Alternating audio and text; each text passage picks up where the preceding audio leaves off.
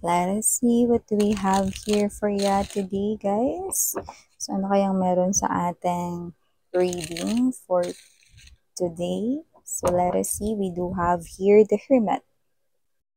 Someone could be older than you by age, but hindi talaga yun yung pinaka-napipick up natin. More likely yung getting up na this is the energy here of someone connecting to you. And it looks like this is something here that parang ang tagal-tagal na, sobrang tagal na kind of thing. And this person here knows kung ano ito. Very clear. No? So this could be a person right here who feels like na parang siyang nasa edge ng bangin. Look at that, no? This person right here, no, is naglalakad dito, no, sa makitid na daanan, no, na parang anytime pwede siyang mahulog dyan. Okay? So I do pick up that this person here could be, wanting to take some kind of steps right here. But this is something here na hindi niya rin alam kung ano yung kahihinatnan. Pero he or she is very sure kung ano tong kanyang ipinaglalabarn. Yan, no? Ano kaya yung pinaglalabarn niya na yan, no? So nakikita ko ito parang ang energy is matagal na to. Yan. Let us see.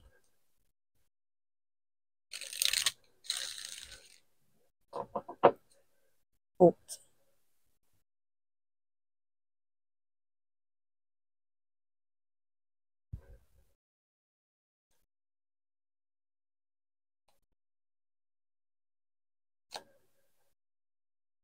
Hmm.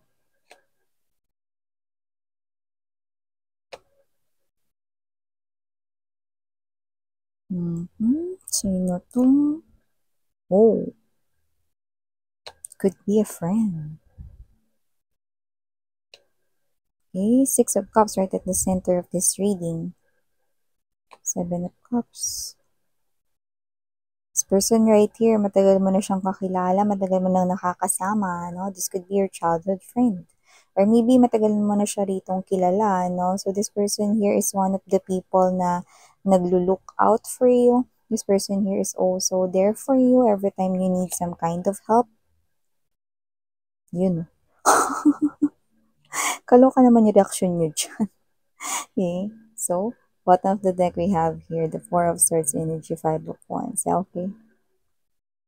Okay. Glad that we've get something here. No, so hi and hello there, collective. My name is Yan. Welcome new subscribers. Tuloy po at sa ating mga returning tambayers. Thank you sa inyong walang sawang pagtambay. At yun nga, kung hindi nyo pa sa mga videos, may main channel pa po tayo. Link is nandyan sa description box. No? Ang ating main channel ay ang The High Priestess Tarot, kung saan nag-upload din tayo araw-araw ng collective readings. That's for all signs. But if you want reading per zodiac sign, meron din tayo niyan. We have that weekly and also have that monthly. So you can check those out in the link sa ating description box. And please be advised that we do not have any gender as well. So, babae, lalaki, LGBT, lahat welcome. Pwede rin pong iswitch at magkapalit-palit yung mga roles dahil possible talaga yung mangyari kasi isa itong general reading. And at the end of the day, everybody meron kayong free will na free yung gamitin anytime, anywhere, no? So, okay, timeless ito. So, pwedeng ito ay nangyari na sa iba, mangyayari pa lamang, no? Pero, ito yung klase ng energy, no, na I think this is something here, no, na nangyayari na, pero pwedeng clueless ka pa about this, no? So, yeah, hindi naman na tayo bago, no, that a friend is pwedeng ma-in love sa isang friend, no? And it looks like, isa na naman itong klase ng scenario na ganon, no? But this one right here is something, no, na posibleng nagpagulat sa'yo. Kasi, this is something here na parang kayo to, na sinasabi mo na, na-shock talaga ako, Miss Yan. Hindi ko talaga alam, na-shock talaga ako, Miss Yan. Moon card energy, Four of Cups right here, yan, no. Hindi naman sa ayaw ko sa kanya, Miss Yan. Hindi ko lang talaga alam, no. With this Six of Cups energy, hindi ko lang alam. Hindi naman sa ayaw ko sa kanya, kasi mabait naman siya, Miss Yan. Okay naman siyang friend, hindi ko rin alam. Kung nasanay lang ba ako na friend ko siya or nasanay lang ba ako na na ito yung aming koneksyon. Yan o. Sa totoo lang, hindi ko talaga alam, miss yun eh. Nung nalaman ko, na hindi ko alam kung ano talaga yung ire-react ko. Yan o. So, yung nakikita ko sa energy ninyo, na-shock talaga ako, miss niya. Pero hindi ko rin talaga alam kung ano ba yung dapat kong i-react dito. So, nakita ko dito, no, that your friend with this Nine of Swords energy, Six of Wands right here in reverse, this is that kind of, parang alam niyo yung lobo, no, na tinanggalan ng hangin, no, depleted. So, ganun yung klase ng energy nitong friend ninyo, no, na parang siya ito na hindi nakakatulog na maayos, feeling so anxious, no, at itong person na to, no, is thinking right here, no, na may kaba, may nervyos dito, no? So, pwedeng nagkaroon na rito ng confession because the moon right here, no, there's something here na posibleng sinabi niya na sa inyo, binanggit niya na sa inyo yung kanyang nararamdaman, no, na pinakatatago niya daw for so long, no, pero ito nga at nireveal niya na sa inyo, no, na may nararamdaman siya dito. You know, it gives me the type of vibe, no. It's kind of related, no, dun sa song, no, na why can it be? Why can't it be the two of us? Why can't we be lovers? Only friends. Yan o. So, kung sino man tong energy na to, no, why can't we be lovers? Only friends na lang nga ba talaga ang ating status in this lifetime? Yan, no? So, this person right here could be asking you, and you are in this type of energy, no, with the Seven of Cups energy, hindi ko alam, miss yan. Pero kasi ang taong ito, with this Nine of Wands energy, this is not an energy here of begging for your love. This is that kind of energy right here na, please give me a chance.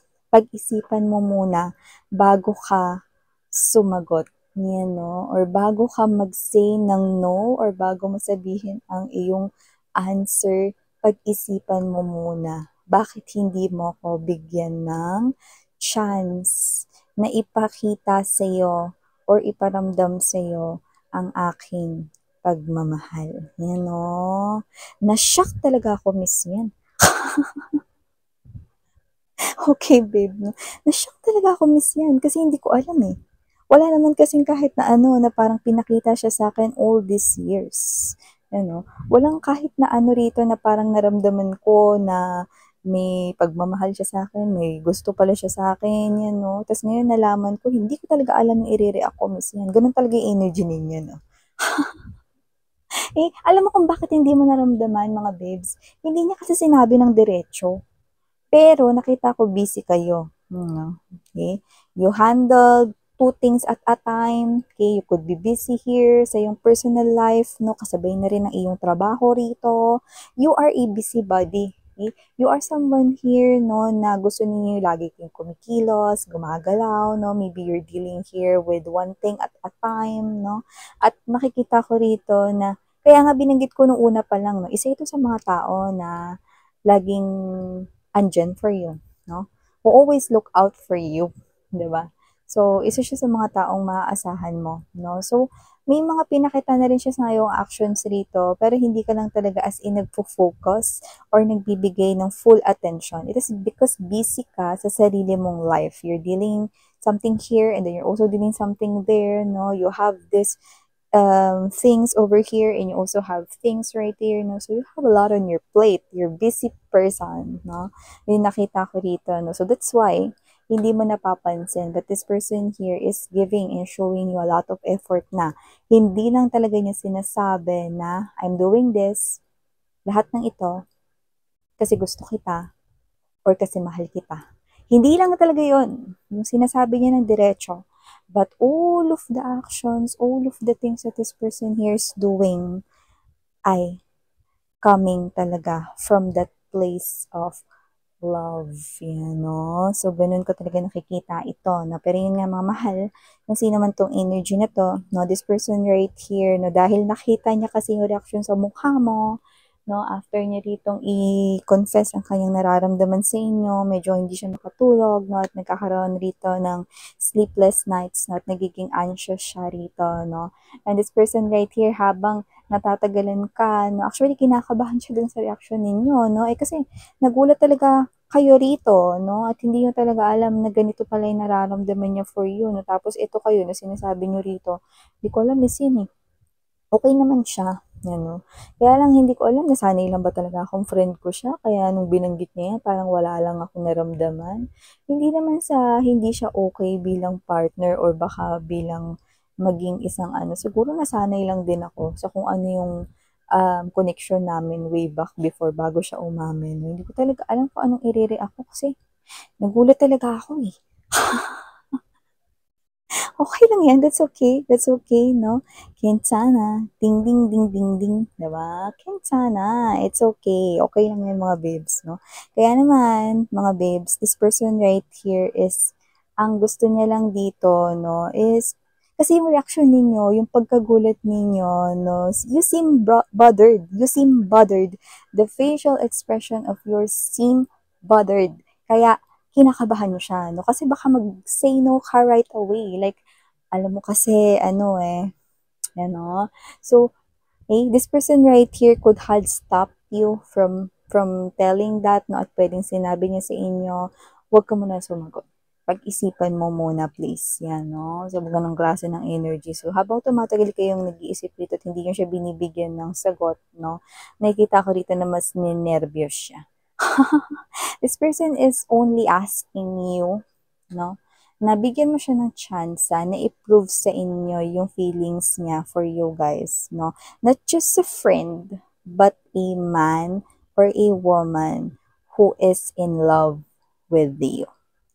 Let him or her daw, no, na ipakita sa'yo through actions din, no, na magmamatch yung kanyang words at actions dito, no, bago ka mag-say no, no. Well, hugging, this person here is matagal-tagal nang nasa life mo, so kilala ka na niya rito. Bawat galawan mo, your tono, your facial expression, everything, no? So, nakikita ko that this person here knows you very well, no? Kesa sa ibang mga tao sa paligid mo. So, I do see that this person here is someone here na nakikita ko na kung ang tanong ninyo is sincere ba siya, I don't wanna lose a friend right here, Miss Yan. If this will be something here na baka mag-fail yung relationship or whatever, no? I'm not gonna lose a friend because for some reason, this person here is giving me the vibe that this person here do not mean any harm. Especially kung ikaw yung mapuput on the line or yung masasaktan dito like Opsala, no? At hindi siya gagawa rito ng kahit na ano na bagay, no? Like, no, this person here will not hurt you. Okay? It's just that this person here is asking you this, nabigyan mo siya ng chance, pero dahil nga gulong-gulo ka pa, at ikaw to na hindi mo talaga alam yung i-react mo, no, after finding this out, no, it's okay. Yan, no. So, yun lang naman yung gusto niya rito, no. So, with this Four of Swords energy, Five of Wands right here, nakita ko, no, na maliban sa kanya, na very anxious at night, ikaw ay magiging ganun na rin. Hindi ka na rin makakatulog dito ng maayos, no? Dahil this is you, no? Hindi mo alam. Now that you've found out about these feelings and emotions, no? You feel like parang nahihiya ka magpakita sa kanya, no? Or parang kayo to, you feel awkward ngayon, no? Na alam mong may gusto siya sa inyo, no? And for some reason, nakikita ko, no? Na kayo to na hindi niya pa siyang bibigyan ng sagot, no? Well, your angel guides, no? Has this advice for you. Okay? You can go seek advices, no? Pwede ka magtanong ng mga advices sa iyong mga friends, no? Dahil matutulungan ka ng mga advices nila. Okay? Kasi sila mismo yon, nagagamitin nilang instruments ang mga friends mo or dito ang mga soul tribe or community mo, no? Through them, makakausap ninyo ang inyong angel guides, no? Para malaman ninyo kung ano yung dapat gawin sa situation na to. But for some reason, nakikita ko yung iba rito, ha.